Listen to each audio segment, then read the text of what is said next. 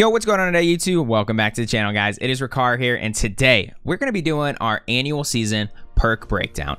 As everyone knows, there wasn't any changes to perks in Season 2, but the meta is starting to switch a little bit with some of these perks in Season 2, and I'm very surprised with it. So, as you guys know, if you guys have been around the channel before, I do my research. I watch Warzone every single day, all day, as much as I can while I'm working, obviously, and I am always on top of the meta. So, I'm going to go into the perks here in just a second, but there's just a couple of things people are doing, and I'm like, I don't know why they're doing it, but they're doing it. So, then these are the top best players in the world. So, we're going to get into that, but before we do, guys, make sure you guys are liking these videos. These seem to be one of the series that really works out well on my channel, helps a lot of people out. So, let's get it to as many people as possible. Comment below what your guys' favorite perks to run are. I would love to see your guys' perk 1, 2, and 3 combos. And make sure you guys subscribe to the channel if you guys are new here. It really does help the channel out. And Season 2, let's make it a big one. Let's grow the channel and bring you guys the best content I've ever made. So, let's jump into this perk breakdown, guys. I appreciate y'all. Let's do it. Alrighty, guys. So, if you guys have been here for my perk breakdowns in the past, I just go perk 1, 2, and 3. I go down the list and tell you guys what to run, what's being ran, who's doing it, and there's a bunch of different things here. So, let's jump right in. And perk 1, guys. Perk 1 is one of the simpler ones. Obviously, perk 2 is the really complicated one if you guys played for a while, but perk 1 is the simple, down to the bone, simple one. But we are getting some new meta to this one, guys. Forever, to me, it's just been EOD. No choice but EOD, because the C4 meta, like, your car was just blowing up all the time. The RPG meta at the beginning of Warzone in, like, Season 1, Season 2, when everyone was running RPGs, you had to have EOD, or you just got one shot. And then, recently, guys, I've seen one specific top player in the game switch to this. One specific, and it's Swag. If you guys know Face Swag, I'm sure if you guys are seeing my channel, you've seen his channel before. So, Face Swag is running double time on every single one of his classes. I don't know why, though, because realistically, double duration of your tactical sprint. I guess if you're trying to get around the map and set high kills, you can technically get there faster. But why would you do that when, if you're going for, like, these guys are going for 30, 40 high kill games like I do on my channel as well, these guys are in cars 90% of the game and just dropping off, getting back in, dropping off, getting back in. So I don't know why you would run this. This is a perk that I've actually put a lot of hate on in the past, because a lot of people tell me, you got to run double time, man. You got to do it. You run faster and crouch. I'm like, but why do you need to run faster and crouch if you're as good as these guys? Like, no one's crouching. Like, but EOD is going to save you anytime someone throws a grenade at you or anything. So, in my opinion, I think EOD is still the best perk to run here. I'm only seeing Swag do it. I even double checked with, like, top players like Huskers and Aiden. Like, they're all running EOD still. Swag's just running double time, and I was very surprised to see that. So, maybe I'll throw it in there every once in a while so I get a little bit better feel for it. But I just don't see how this is meta, in my opinion, if you're going for high kill games. If you're not, like, great with car play and you're running across the map a bunch, maybe you could do this, but I still think EOD at the end of the day, especially for, like, late games, it's very good just to help you out. So, let's go on to perk 2. Perk 2 here, guys. This is the complicated one, because there is a lot you can do here in the game, outside of the game, everything. So, guys, first off, we're going to start with Restock. Restock is one of those classes that a lot of high-level players run. If you're not a high-level player, I wouldn't recommend running Restock unless you just love playing around stuns, and that's your, like, go-to. So, if you guys haven't used Restock before, you get equipment over time. So, you get your grenades, you get your stuns, flashes, all that good stuff. So, you just get that over time. It's like 50 seconds in Warzone. So every 50 seconds you're getting a grenade or a stun, and this is a really high kill thing, because obviously first loadout, guys, you're grabbing overkill. Everyone's grabbing overkill in the first one. If you're not, you're probably grabbing Ghost or like a Diamatti, and you're just playing safe, trying to survive. Nothing wrong with that, but 90% of the world's grabbing overkill on that first loadout that you get. Then the second one that drops from the sky for you, you're grabbing either Restock or Ghost. Forever, Ghost was the meta, and I think both of these have been meta for a little bit here, but I just want to explain it a little bit more for most people that don't understand.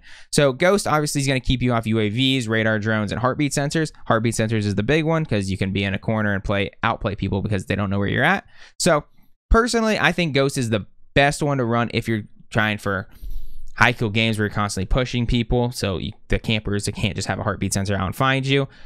But along with that, if you take Restock and you know they're in there, you can basically give yourself free kills, because if you've been hit with a stun grenade in this game, it's just OP. So, but back to what I was saying about Ghost here. Ghost is just one of those perks that's just so, there's so much utility to it. Like, not being able to be seen by UAVs doesn't allow people to push you. Like, if you have a crack team on the map and you just luckily landed like one landing spot over from, they're coming to get you. And if you have Ghost on, they're not going to be able to find you as easily, and you can probably survive and get away. But if you have Restock on, everyone's going to know where you're at. This is just something that, like, in my opinion, Restock is there to counter aggressive players or help aggressive players out. So in an ideal world, in my opinion, I mean, this is what me and my friends do. We get overkill first box, then we go to Ghost and get that second box, and then one of us will usually run Restock. So we have some stuns for those awkward building pushes. So my boy Sam usually runs this, and we usually all run Ghost for the most part. It works out great, in my opinion, just because it's always really nice to have that. And if you have yo, DC, thanks for the sub, bro. Like I said, I'll always shout at anyone that does subscribe while we are making a video. So DC, nice to meet you, bro. Welcome to the channel. But Restock, guys, it's really nice to have in just like full utility fights. I really like it. And Ghost, can't go wrong. Perk 2 is a fun one, guys. Other than that, I don't think any of the other ones are really worth touching, because you're automatically taking overkill every time. So let's go on to Perk 3. Perk 3. So Perk 3 is one of those ones that also has a good amount of utility to it, and a lot of things can change. Like, if you guys have been here for my past ones before, tune-up was 100% the meta at one point. 25% reduced time on reviving your teammates is huge. Like, it was absolutely massive at the time. Players, the game was just played different, and it was ginormous to have this perk on at just like RPG meta, because someone could shoot an RPG across the map and your teammate could revive you quick enough. But over time, everyone's kind of switched over to amped. I don't think there's really another perk, in my opinion, as a high level pushing player. I wouldn't run anything but this, other than one other specific class, which I'll talk about.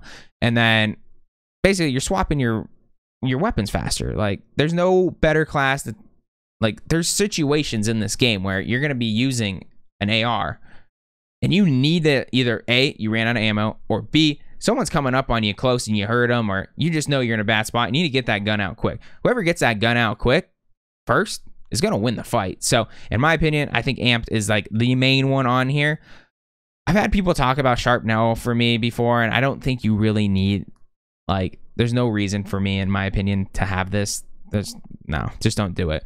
But tracker, guys, tracker is one that is kind of fun to have. Like I said in the last one, what me and my buddies do with Restock, have one person run it.